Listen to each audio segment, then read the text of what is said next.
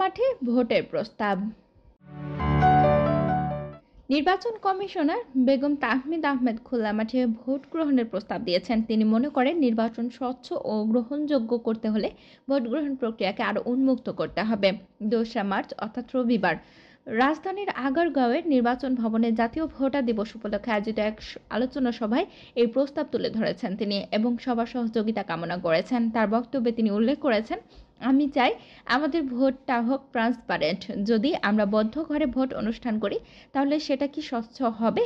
নিশ্চয় হবে না। তাই আমি চাই আমাদের নির্বাচনটা হোক খোলা মাঠে।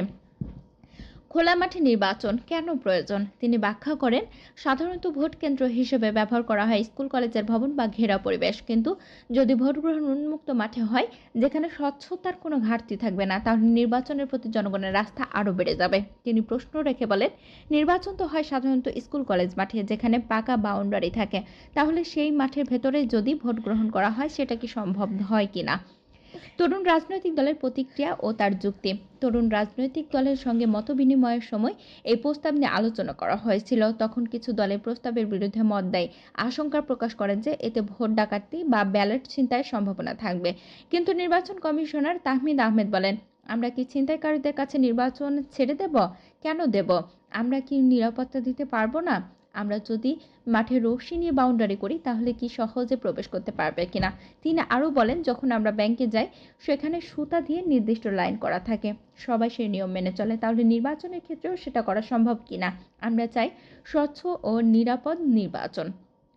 সম্ভাব্য চ্যালেঞ্জ ও আরেক কমিশনারের প্রতিক্রিয়া। নির্বাচন কমিশনার আব্দুর রহমান মাসুদ বলেছেন, খোলা মাঠে নির্বাচন একটি নতুন ধারণা, তবে এটি বাস্তবায়ন কতটা কার্যকর হবে তা ভেবে দেখতে হবে। তিনি বলেন, খোলা মাঠে নির্বাচন হতে পারে, তবে বাস্তবায়নের জন্য যথাযথ পরিকল্পনা প্রয়োজন।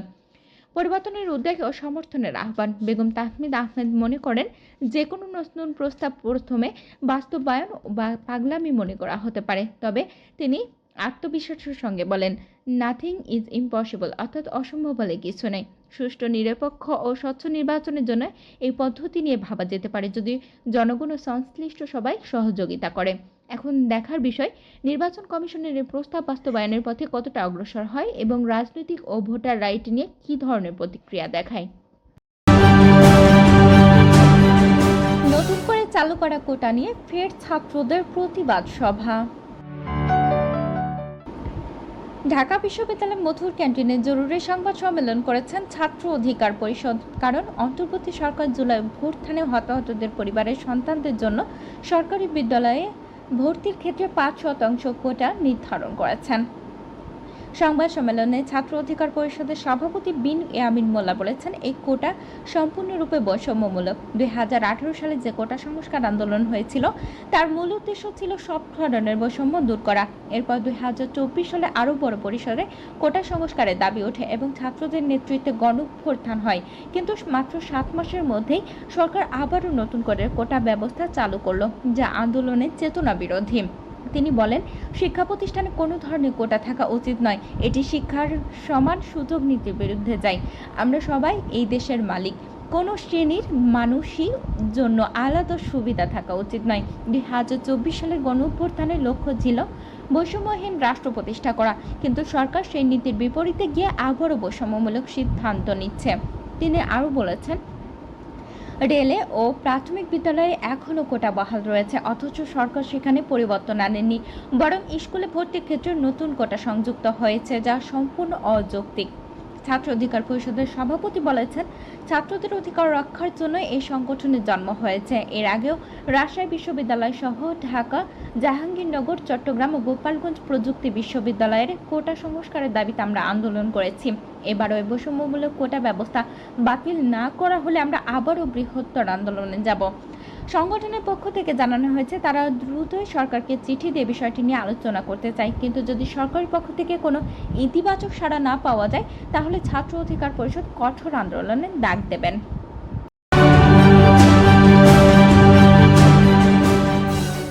সরকারি বিদ্যালয়ে ভর্তিতে কোটা পাবেন জুলাই বিপ্লবে আহত ও নিহতদের সন্তানরা। সরকারি বিদ্যালয়ে ভর্তির ক্ষেত্রে বিশেষ কোটা সুবিধা পাবেন ২০২৪ সালের জুলাই আগস্টের আন্দোলনে আহত ও নিহতদের পরিবারের সন্তানরা। এ বিষয়ে মাধ্যমিক ও উচ্চশিক্ষা অধিদপ্তর ২রা মার্চ একটি অফিস আদেশ জারি করেছেন।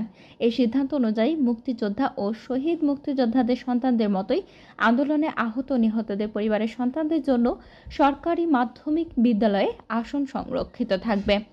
ভর্তি প্রক্রিয়ায় বিশেষ সুবিধা। সরকারি নির্দেশনায় বলা হয়েছে, মুক্তিযোদ্ধা বা শহীদ মুক্তিযোদ্ধাদের পুত্র-কন্যা এবং ২০২৪ সালের জুলাই-আগস্টের গণঅভ্যুত্থানে আহত বা শহীদ পরিবারের সদস্যদের জন্য সরকারি মাধ্যমিক বিদ্যালয়ে মোট আসনের ৫% সংরক্ষিত থাকবে। এই কোটার আওতাধীন ভর্তির জন্য আবেদনকারীদের অবশ্যই প্রয়োজনীয় প্রমাণপত্র জমা দিতে হবে। এর মধ্যে রয়েছে মুক্তিযোদ্ধাদের ক্ষেত্রে মুক্তিযুদ্ধ বিষয়ক মন্ত্রণালয় থেকে ইস্যু করা মুক্তিযোদ্ধা সনদ, জুলাই গণঅভ্যুত্থানে শহীদদের ক্ষেত্রে সরকারি গেজেটের সত্যায়িত কপি, আবেদনপত্রের সঙ্গে সংরক্ষিত নথির সত্যায়িত কপি জমা দেওয়া বাধ্যতামূলক। পাশাপাশি ভর্তি কার্যক্রমের সময় মূল কপি প্রদর্শন করতে হবে। নির্দেশনা বাস্তবায়নে কড়াকড়ি। অফিস আদেশে আরও বলা হয়েছে, সংশ্লিষ্ট শিক্ষা প্রতিষ্ঠানের প্রধান শিক্ষক বা অধ্যক্ষদের এই নির্দেশনা যথাযথভাবে বাস্তবায়ন করতে হবে। তারা যেন যাচাই বাছাই করে প্রক্রিয়া কঠোরভাবে অনুসরণ করেন সেটাও নিশ্চিত করতে হবে। এছাড়া যদি নির্ধারিত কোটার আসনে উপযুক্ত আবেদনকারী না পাওয়া যায়, তাহলে সেসব আসনে মেধা তালিকা থেকে পূর্ণ করতে হবে। কোনো অবস্থাতে সংরক্ষিত আসন শূন্য রাখা যাবে না বলে স্পষ্টভাবে উল্লেখ করা হয়েছে এই আদেশে। অভ্যুত্থানের শহীদ ও আহতদের প্রতি সম্মান। অন্তর্বর্তীকালীন সরকারের এই সিদ্ধান্তকে আন্দোলনে আহত নিহতদের পরিবার সম্মান জানানোর একটি গুরুত্বপূর্ণ পদক্ষেপ হিসেবে দেখা হচ্ছে।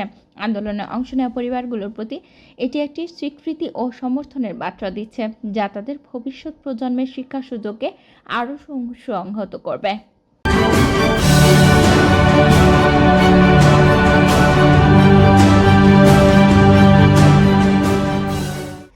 বিএনপির ভারপ্রাপ্ত চেয়ারম্যান তারেক রহমান সারা বিশ্বের সাথে একই দিনে বাংলাদেশেও রোজা ও ঈদ পালনের সম্ভাবনা খুঁজে দেখার জন্য দেশের ওলামা মাশায়েখদের প্রতি আহ্বান জানিয়েছেন। রমজানের প্রথম দিন রোববার অর্থাৎ ২রা মার্চ ঢাকায় বিএনপির আয়োজিত ইফতার মাহফিলে ভার্চুয়ালি যুক্ত হয়ে তিনি এ অনুরোধ জানান। তারেক রহমান বলেন, আমি এখানে উপস্থিত ওলামা মাশায়েখগণকে অনুরোধ করব, সারা দেশের বিজ্ঞ ওলামা মাশায়েখরা এই বিষয়ে চিন্তা করে দেখতে পারেন কিনা, আলোচনা করে দেখতে পারেন কিনা আমরা কি সারা বিশ্বের সঙ্গে একই দিনে রোজা ও ঈদ পালন করতে পারি কিনা। তিনি আরও বলেন, বিজ্ঞানের উন্নতির যুগে এটি বাস্তবায়ন করা সম্ভব কিনা তা নিয়ে ওলামা মাশায়েখদের ভাবা উচিত। একই সঙ্গে তিনি উল্লেখ করেন যে খ্রিস্টান সম্প্রদায় বিশ্বব্যাপী একই দিনে বড়দিন পালন করে। মুসলমান হিসেবে বিষয়টি তারাও মনেও বহুবার প্রশ্ন তুলেছে বলে জানান বিএনপির নেতা।